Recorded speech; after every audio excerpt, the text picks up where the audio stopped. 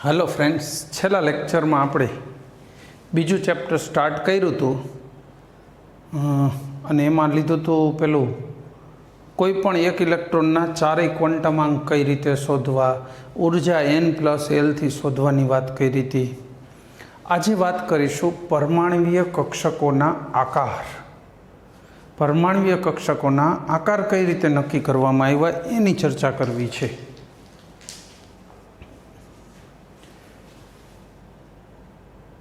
સૌથી પહેલી બાબત, આપણે જે મેથ્સમાં હોય કે થીટા, સાઇન થીટા ને કોસ થીટા ને ટેન થીટા, થીટાનો આમ કોઈ ફિઝિકલ મિનિંગ ના હોય। ત્રિકોણ ધારો કે ત્રિકોણ XYZ, તો એક્સનો બીજો કોઈ મિનિંગ ના હોય, તમે જે ધાર્યું હોય એ મિનિંગ। એમ રેખાને XY રેખા કહેતા હોય એટલે એનો બીજો કોઈ સ્પેસિફિક મિનિંગ ના હોય। એમ તરંગ યંત્રશાસ્ત્ર, એમાં આવો સિમ્બોલ વપરાય સાઈનનો। આ તરંગ યંત્રશાસ્ત્રની શરૂઆત અને શોધ વિલિયમ હેમિલ્ટને 1825માં કરી હતી, પણ એ પોતે ઓફ થઈ ગયા એમનો। એ સમયે ગામ લોકો છે ને કેમિસ્ટ્રીવાળાઓને બહુ ખરાબ નજરથી જોતા કે કાળો જાદુ કરવાવાળાને, આના કારણે ગામને મુસીબત આવે ને એવું સમજીને કે આવા માણસો ગામમાં રહે તો વરસાદ ન થાય ને આવું બધું સમજે, આ લોકો કાળો જાદુ કરે ને એમ, એટલે ગામની બહાર કાઢી મૂકતા। વિલિયમ હેમિલ્ટનને ગામની બહાર કાઢી મૂકેલા, નદી કિનારે ઝૂંપડી બનાવીને રહેતા હતા, ત્યાં એમને આના ઘણા બધા સમીકરણો આપ્યા। તરંગ યંત્રશાસ્ત્ર, કોઈ ગતિ કરતું કણ નાનું હોય એ ગતિ કરે ત્યારે એની સાથે તરંગ સ્વરૂપ સંકળાય, એને લઈને સમીકરણો શોધ્યા। આ સમીકરણોથી ઘણું બધું શોધી શકાય, કેમિસ્ટ્રીમાં અને ફિઝિક્સમાં બંનેમાં ઉપયોગી છે। પણ પછી મરી ગયા, ઓફ થઈ ગયા એમના। ત્યાર પછી ફરતા ફરતા આગળ સાયન્ટિસ્ટોના હાથમાં થોડા જાજા લઈ ગયા એમના, તો એમાં પણ ઘણા બધા સમીકરણો મળ્યા। એના બહુ ઓછા સમીકરણ શ્રોડિંજરે સમજાવ્યા, પછી મેક્સ બોર્નને અમુક સમીકરણો સમજાવ્યા છે। તો આ લોકોના મતે, મેક્સ બોર્નના મતે સાઈ એટલે તરંગ વિધેય, આનો કોઈ બીજો મિનિંગ નહીં। કોઈ એક તરંગ છે એને ગાણિતિક રજૂઆત એટલે સાઈ। આપણે કેમ એક્સ કહી દે ખૂણો એટલે થીટા, સાઇન થીટા ને કોસ થીટા ને બધામાં થીટાને ખૂણો ગણ લીધો, એમ સાઈને શું ગણ લેવાનું? તરંગ વિધેય, કોઈ એક તરંગની રજૂઆત આના દ્વારા થાય। અને સાઈ સ્ક્વેર, મેક્સ બોર્ડને આની વાત કરી કે સાઈ સ્ક્વેર છે ઇલેક્ટ્રોન ઘનતા બતાવે છે। સાઈ સ્ક્વેર શું છે? જે તે બિંદુએ ઇલેક્ટ્રોનની સંભાવ્ય ઘનતા બતાવે છે, સાઈ સ્ક્વેર। હવે આના ઉપરથી આકાર તારવવાનો છે, અણુનો જે ઓલા કક્ષકોના જે આકારો છે ને એ આના ઉપરથી તરવાશે। કઈ રીતે તારવાશે એની વાત કરીએ।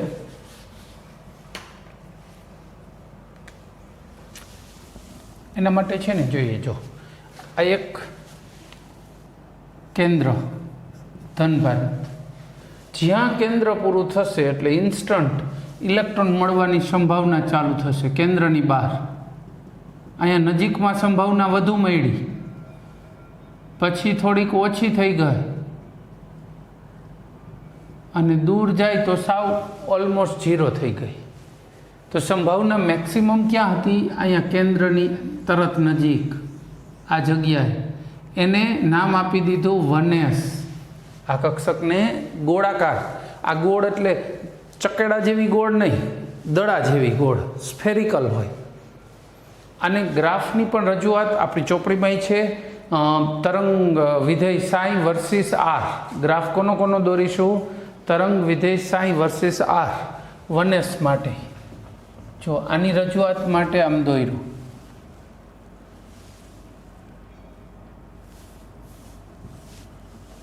આ સાઈ આર નેનોમીટરમાં, અહીંયા સાઈ કોનું વિધેય છે? આરને લઈને। ખાલી સાઈ લખો તો ચાલે, આરની જરૂર નથી। ઇલેક્ટ્રોન મળવાની સંભાવના અંતર આર છે એ કેન્દ્રથી અંતર બતાવે છે। 0 અંતરે મહત્તમ સંભાવના હતી ન્યુક્લિયસ, પછી આગળ ગયા એમ સંભાવના ઘટતી ગઈ, એટલે ગ્રાફ છે ને આવો થઈ ગયો। પછી તો આને ટચ થઈ ગયા, બે પડી ગયા। આ આપણો પહેલો ગ્રાફ। આને થોડોક વધુ સુસ્પષ્ટ બનાવવા માટે સાઈને બદલે સાઈ સ્ક્વેર લીધું, ઇલેક્ટ્રોન મળવાની સંભાવના। તો પણ આમાં તો સેમ જ ગ્રાફ મળ્યો કે પહેલાં સંભાવના વધુમાં વધુ હતી ને પછી 0 થઈ ગઈ, વાત પૂરી। બરાબર છે, આ 1s માટે. ત્યાર પછીની કક્ષક માટે જોઈએ. આ કેન્દ્ર, પછી ઇલેક્ટ્રોન મળવાની સંભાવના મહત્તમ, એના પછી તરત, એટલે આ 1s આપણે દોરી લીધી. બરાબર. પછી સંભાવના લગભગ ઘટતી ગઈ ઓલમોસ્ટ 0 જેવી થઈ ગઈ, 10%થી નીચે આવી ગઈ. વળી પાછી જોઈ તો ઇલેક્ટ્રોન મળવાની સંભાવના આગળ જતાં પાછી વધી. જ્યાં ઇલેક્ટ્રોન મળવાની સંભાવના 90% અથવા એનાથી વધુ હોય, જો 100% ક્યાંય શક્ય નથી. શું કામ? કોઈ એક જગ્યાએ ઇલેક્ટ્રોન 100% કહી શકો કે અહીંયા જ છે, તો પછી બીજે ક્યાંય નથી. બરાબર છે. તો ઇલેક્ટ્રોન એક જગ્યાએ ફિક્સ થઈ ગયો. વાસ્તવમાં ઇલેક્ટ્રોન ગતિશીલ છે, અને જ્યારે ગતિ કરતું કણ નાનું હોય તો તમે એને 100% આ જ જગ્યાએ છે એવું કહી શકતા નથી, ચોકસાઈપૂર્વક માપી શકતાય નથી. એટલે એવું તો કહી જ ન શકીએ. તો આ જે બીજી સંભાવના હતી એને દોરી દીધી, એને 2s નામ આપ્યું. આ 1s હતી. બેની વચ્ચે કેવો વિસ્તાર મળ્યો? જ્યાં ઇલેક્ટ્રોન મળવાની સંભાવના ઘણી ઓછી હોય, 10% અથવા એનાથી નહીં ઓછી. 90 અથવા એનાથી વધુ સંભાવનાવાળાને તો આપણે કક્ષક કહી છીએ. દોરી નાખો પટ્ટો. ખેર, તો એના માટે 2s માટે ગ્રાફ દોરવા જઈએ તો આવી રીતના મળે. આ psi r nanometre. Ready? Psi square r nanometre. હવે આનો ગ્રાફ કેવો મળશે? અહીંયા જ્યારે દોર્યો ને તો આમ સંભાવના 0 થઈ, પાછી વધી, આમ આવો ગ્રાફ મળ્યો. જ્યારે સાઈ સ્ક્વેર દોર્યો ને તો વધુ ચોકસાઈ ભર્યો મળ્યો. કેવી રીતે વધુ ચોકસાઈ મળી? તો કે આ ઘટી ક્યાં ઘટતી ગઈ? કેન્દ્રથી અહીં પહેલાં હાઈએસ્ટ હતી, જેમ આગળ ગયા ઘટી, હવે અહીંથી ઘટાડો લાગુ પડ્યો. પછી વળી પાછી શું થઈ? વધી ને પાછી ઘટીને 0 થઈ ગઈ. જો આ પેલું પીક છે ને 1sનું છે, આ 2s માટે, આ ઇલેક્ટ્રોન સંભાવ્યતા 2s માટે વધી એવું દર્શાવે છે. પછી અનંત અંતરે પછી 0 થઈ જાય. તો આ ગ્રાફ ઉપરથી નહીં આપણે કહી શકીએ કે આની સંભાવના આ રીતે થાય છે. કેન્દ્રની સાવ નજીક પહેલાં તો વધી, કેન્દ્ર પછી તરત 1s, આગળ જતાં વળી વધી 2s. બરાબર છે. આજે આપણે દોરી, સર્કલ દોર્યું મેં કોઈ પણ, એની સપાટી દોરી, ઇલેક્ટ્રોન મળવાની જ્યાં 90% અથવા વધુ સંભાવના હતી એ બાહ્ય સપાટી અથવા તો કોન્ટૂર સપાટી કહેવાય, અથવા સીમા, બોર્ડર લાઈન, બોર્ડર દોરી દીધી એટલે એ કક્ષક દોરાઈ ગઈ. અને આ એસ કક્ષકનો આકાર દડા જેવો સ્ફેરિકલ ગોળ છે. બીજું, 1sમાં તો કોઈ જ ઇલેક્ટ્રોન અને કેન્દ્ર વચ્ચે કોઈ ગેપ નથી, પણ 2sમાં જુઓ, 1s ને 2sની વચ્ચે ઇલેક્ટ્રોન મળવાની સંભાવના લગભગ 0 જેવી છે. ગેપ કહેવાય. આ ગેપને શું કહીશું? નોડ અથવા નોડલ. નોડ અથવા નોડલ. નોડ એટલે ગેપ, બીજું કંઈ નહીં. નોડ છે એ ડાયરેક્ટલી ગેપ જ દર્શાવે છે. તો આવો નોડ 1sમાં કેટલો હતો? એકય નહીં. 2sમાં કેટલા છે? 1. હવે માની લો કે હું 3s દોરું અહીંયા ત્રીજી, તો એમાં કેટલા નોડ થાય? એક તો અહીંયા હતો જ. જો આ એક નોડ અહીંયા, આ પછી બીજો નોડ, પછી 3s આવે ને, તો 3sમાં કેટલા નોડ હોય? 2. પછી 4sમાં 3. ખેર, તો નોડ માટે અહીંયા એક ટેબલ જ બનાવી લઈએ, નોડની રજૂઆત માટે ખાલી.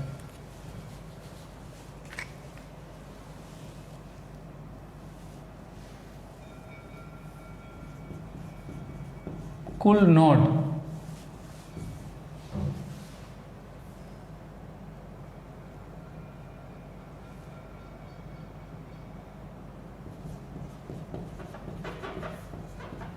ત્રિજ્યા નોડ અને રેડિયલ એટલે કે રેડિયલ જ કહીશું. રેડિયલ એટલે ગોળ ચક્રાકાર નોડ, એને આપણે શું કહીએ? Radial node. એ કઈ કોણીય નોડ. આ અને એને ત્રિજ્યા નોડ કરતા આને જ કોણીય. અને આ રેડિયલ નોડને છે ને ત્રિજ્યા નોડ કહીશું. ત્રિજ્યા નોડ. બરાબર. આના સમીકરણો છે. n-1 એટલે કુલ નોડ. બરાબર. એમાં કોણીય નોડ કેટલા હોય? એલ જેટલા. અને રેડિયલ નોડ કેટલા હોય? n minus L minus 1. આ સમીકરણો યાદ રાખવાના. કુલ નોડ n-1 સમીકરણથી મળે. કોણીય નોડ એલ જે સંખ્યા હોય ડાયરેક્ટ જ કોણીય નોડ દર્શાવે. એલ એટલે એજીમ્યુથલ ક્વોન્ટમ નંબર, સહાયક ક્વોન્ટમ નંબર એલ. અને રેડિયલ નોડ n મુખ્ય ક્વોન્ટમાંક માઇનસ ગૌણ ક્વોન્ટમાંક -1. હવે 2s માટે વિચારો જોઈએ. 2s માટે n-1, n કેટલા છે આમાં? 2. 2 માંથી 1 ગયો એટલે 1 રહે.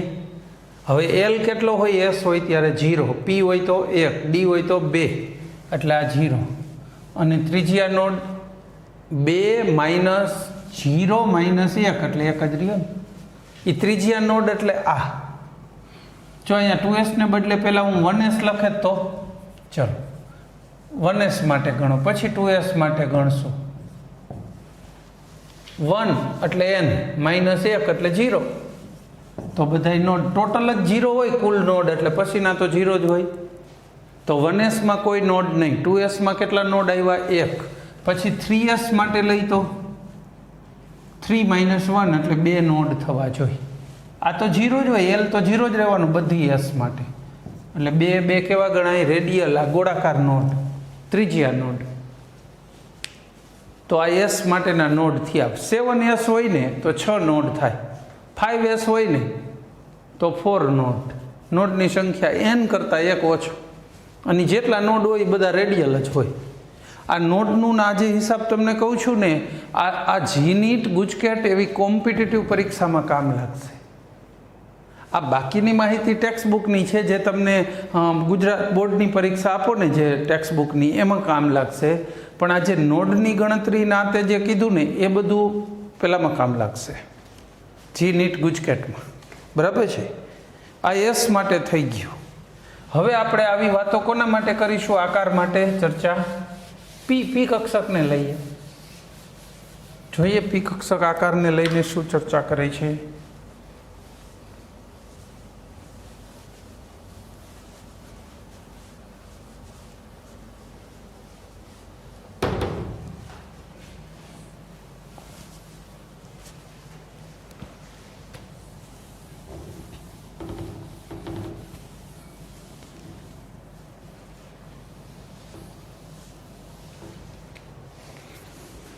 ચાલો, પી કક્ષક 3 હોય છે: px, py અને pz. આપણે 2p ની વાત કરીએ. ચલો 2p કહેતા હોય તો અહીંયા px પહેલાં દોરીએ. જો px માટે સંભાવના જ્યારે જોઈને તો આ x ધરી છે, આ કેન્દ્ર, સંભાવ્યતાની બોર્ડર લાઈન આવી મળી. જો તો આકારને કેવો કહેવાય? ડમ્બેલ આકાર. કસરત કરવાનું ડમ્બેલ હોય ને એવો આકાર થઈ ગયો. જો આને જ્યારે જોડશું તો આવો ડમ્બેલ બનાવશે. આ ડમ્બેલ આકાર થઈ ગયો. બરાબર? એમાં આ સિંગલ જે પાંખિયું હોય ને, ફિન અથવા પાંખિયું, એને લોબ કહેવાય. LOBE, lobe. આવા 2 લોબ થાય. px માટે x ધરી ઉપર હોય, py માટે ક્યાં હોય લોબ? y ધરી ઉપર. આ કેન્દ્ર હોય,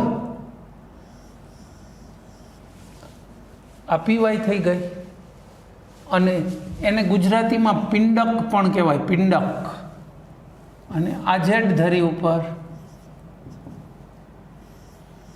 ઇંગ્લિશમાં લોબ અને ગુજરાતીમાં શું કહેવાય? પિંડક. આ ઇલેક્ટ્રોન મળવાની સંભાવના દોરી. જો તો સંભાવના આવી મળતી હતી એટલે આપણે એને ડમ્બેલ આકાર કીધો. એક બીજી વસ્તુ અહીંયા નોટ કરવાની છે કે માની લો કે જો 2p કહેતા હોય ને તો આપણે આવા ખાના દોરતા હોય, ખબર છે? 3 ખાના: 2px, 2py અને ત્રીજું 2pz. આને ml કઈ રીતે આપીએ? 0, -1 ને +1. તો 2px ને -1 આવ્યું ને. ખરેખર એવું નથી. એ બે વચ્ચેની ગણિત રિલેશનશિપ એવી સેટ બેસતી નથી.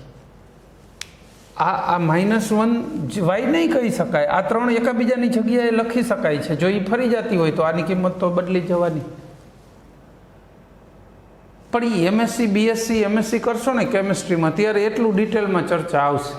અત્યારે 11-12 માટે તો આ જ ફિક્સ, પહેલું પી 2p x પછી y પછી z ને આપણે કિંમતે આ જ રીતે મૂકવાની, જેથી કરીને આપણો ડેટા આપણી જે રેફરન્સ બુકો હોય 11-12ની એની સાથે બધું મેચ થાય. પણ ધ્યાન એટલે દોરું છું કે ઇન ફ્યુચરમાં જેથી ભણો ત્યારે એવું ન લાગે કે આપણે ભણાઈ ખોટું છે. ખોટું નહોતું, પણ દરેક લેવલે દરેક વસ્તુને ડિટેલમાં જાણવી શક્ય ના હોય. અત્યારના લેવલે આ બરાબર છે કે પહેલી 2p x પછી y પછી z, આ બે વચ્ચે ફિક્સ ગાણિતિક રિલેશનશિપ હોતી નથી, અલગ અલગ હોઈ શકે.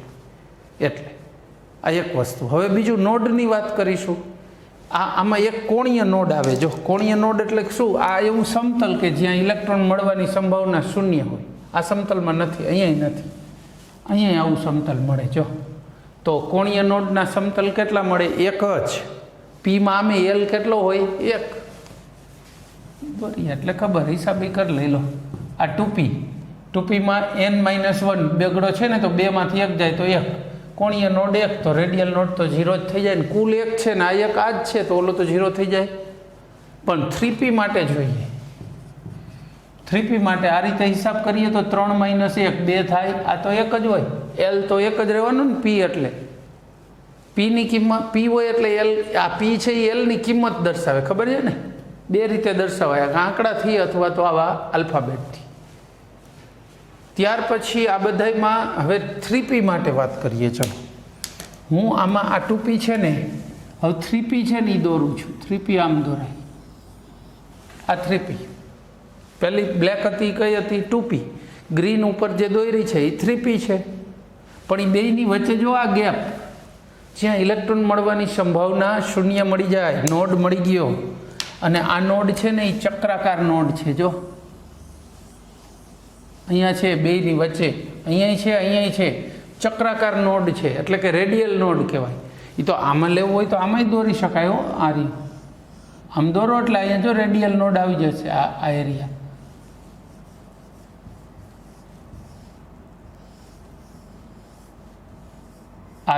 જ્યાં ઇલેક્ટ્રોન મળવાની સંભાવના નથી આખા સર્કલમાં, એટલે રેડિયલ નોડ કહેવાય. કેટલો થશે? 1. હવે 4p દોરીએ તો આ 3, આ તો 1 નો 1, તો આ વગર કીધે 2 થઈ જાય. અને આમે હિસાબ કરીએ અહીંયા, માની લો જો આ છે ને, આના ઉપર હું આ 2p છે, હવે 3p દોરીએ. એક રેડિયલ નોડ આવ્યો ને 3pમાં, જો વચ્ચે બેની. હવે 4p દોરીએ. સાઇઝ વધે, બાકી આકાર તો એ જ રહીએ ને. p હોય એટલે ડમ્બેલ જ રહીએ, પછી 5p હોય કે 8p હોય. તો આમાં રેડિયલ નોડ કેટલા થઈ ગયા? 2 થઈ ગયા ને. જો 4pમાં 2 છે. આ સૂત્રો યાદ રાખો એટલે બધામાં ચાલશે, ત્રણેય માટે. તો અહીંયા પીની વાત પૂરી, પીના આકારોની ચર્ચા પૂરી. હવે કોના આકાર ચર્ચીશું? પી પછી પીના આકાર થઈ ગયા બધા ત્રણેય. હવે ડી કક્ષકોની વાત કરીએ.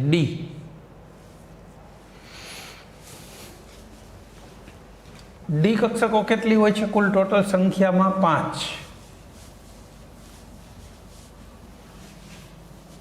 આપણે એ પાંચેયનો જે ક્રમ આપેલો છે આપણા માટે, એ જ ક્રમ મુજબ જોતા જઈએ.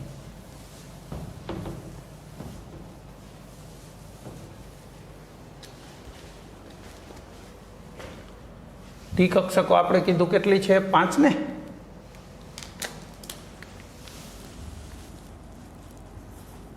dxy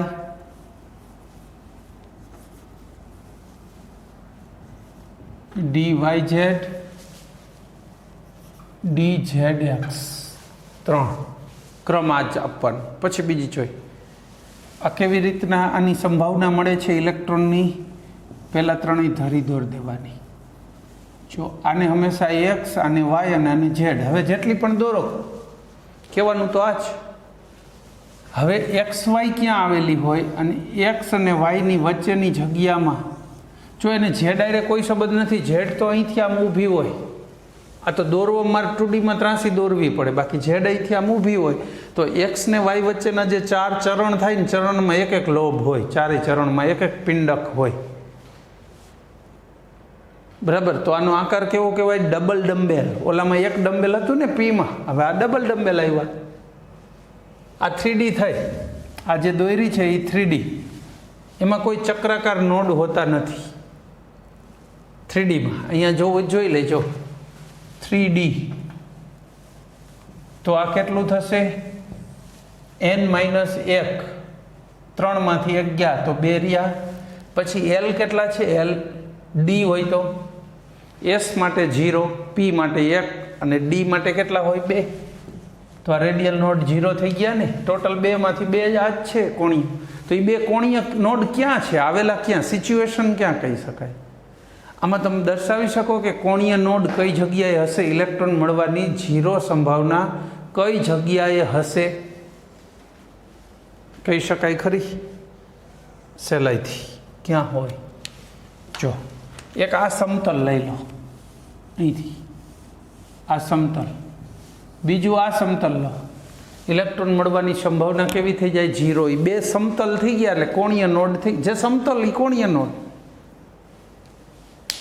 ચાલો, ત્યાર પછી DYZ દોરાશે કઈ રીતે? છેલ્લે આપણે એમ તો 3 દોરી હતી, X, Y અને Z. YZ ની વચ્ચે આવેલી હોય અહીંયા. પછી કઈ દોરીશું? DZX.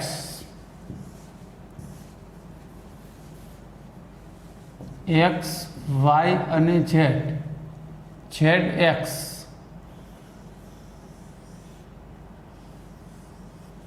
આ ZX. પછી DX² - Y².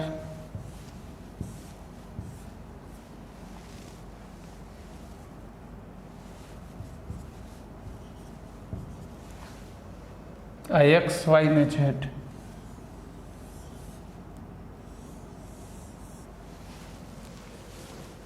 X² - Y² એટલે X ધરી ઉપર અને Y ધરી ઉપર હોય. આમાં કોણીય સમતલ ક્યાં છે? કોણીય નોડ કે જ્યાં ઇલેક્ટ્રોન મળવાની સંભાવના 0 થઈ જાય. આર્યા બંને પિંડકની વચ્ચેથી દોર નાખો, 2 પિંડકની વચ્ચે થઈ જશે. ચલો, છેલ્લી ડી કક્ષક કઈ હોય? DZ². ડાયાગ્રામ દોરવો હોય તો X, Y અને Z. આપણે સ્થાન નહીં ફેરવવાના. એકવાર જે આપી દીધા એ આપી દીધા, પછી બધામાં એક સરખા જ રાખવાના. અહીંયા પિંડક દોર દેવાનું ઝેડની ઉપર અને બીજું આમ હોય ચક્રાકારી. પણ છતાંય 2 પિંડક જેવું જ છે, 2 ને 2 4.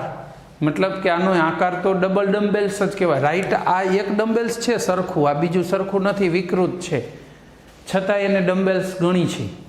આગળ જતાં ડિટેલમાં જેથી ભણીએ ત્યારે તરંગ યંત્રશાસ્ત્ર મુજબ ખબર પડે કે એ પરફેક્ટલી ડમ્બેલ નથી, છતાં એને સ્વીકારેલું છે. એટલે આપણે આમાં પણ આકાર કેવો કહીશું? Double dumbbells. આમાં પણ કોણીય નોડ કેટલા? 2.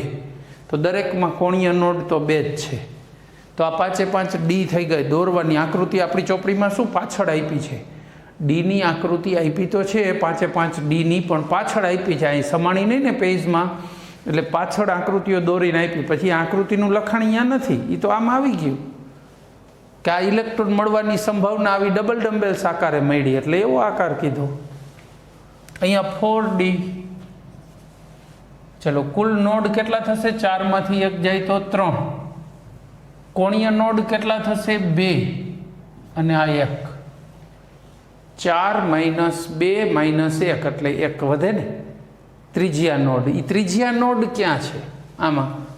તો કે 3Dમાં ન હોય, એમાં તો 0 જ હતો ને. 4D જ્યારે દોરો તમે, 4D તો કઈ રીતે દોરવાનું? હું અહીં જ 4D દોરવું બરાબર. આ 3D તો હતી જ નહીં.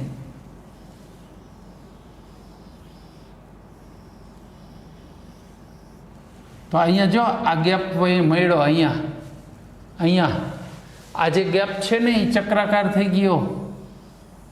જ્યાં ઇલેક્ટ્રોન મળવાની સંભાવના ઓલમોસ્ટ શૂન્ય થઈ, બસ એ જ રેડિયલ નોડ, ત્રિજ્યા નોડ. ઇલેક્ટ્રોન મળવાની લગભગ 0 સંભાવના ચક્રાકારે થઈ ગઈ. ત્યાર પછી એટલે 4Dમાં કેટલા રેડિયલ નોડ મળ્યા? 1 જ. હવે 5D દોરીએ તો હજી એના ઉપર બીજું પાછી કક્ષક આવું બીજું ચક્ર મળે ને 4D અને 5Dની વચ્ચે. 5 - 1 એટલે 4. કોણીય નોડ તો ફિક્સ જ હોય 2. આ વખતે રેડિયલ નોડ કેટલા થશે? 4 માં 2 જાય 2 એમ લખી નાખો તોય હાલે ને ઉપરથી ગણીને લખો તોય ભલે, જે રીતે ફાવે. 6D 6 માંથી 1 જાય તો 5, 2 અને 3. રેડિયલ નોડ વધતા જાય, કોણીય નોડ અચળ રહી. એસ કક્ષકમાં કોણીય નોડ કેટલા થઈ જાય? 0 હોય જ નહીં. ગોળ એમાં આવું સમતલ મળે જ નહીં એસમાં, એટલે એસમાં આવું સમતલ નોડ નથી મળતું, એટલે આપણે એને કોણીય નોડ કેટલા ગણાવી છીએ? એસ માટે 0. બાકીની બધી કક્ષકમાં આટલા ગણાવી છે. તો આ સાથે એસપીડીના આકાર થયા. પછી એફનો આકાર એફ આજ સુધી તો શોધાણો નથી. હવે તમે જ્યારે એફનો આકાર શોધી આવો પછી ભણાવશો, એટલે તમે હમણાં તો એફનો આકાર પૂછે તો કંઈ આજ સુધી શોધાણો નથી, પછી તમે ભણી લ્યો એટલે તમારે શોધવાનો છે. શોધો એટલે હું કહીશ કે આપણા 100 વિદ્યાર્થી આ વર્ષની બેચના એમણે એફનો આકાર નક્કી કર્યો છે કે જે આવો છે એવું કહીશું. બરાબર છે? ત્યાં સુધી અત્યારે આપણે આકાર ભણાવી શકશું નહીં. જ્યારે કોઈ તમારામાંથી કોઈ એક સારું રિસર્ચ કરી આવે પછી આપશું. એટલું વધારે ભણજો બધા.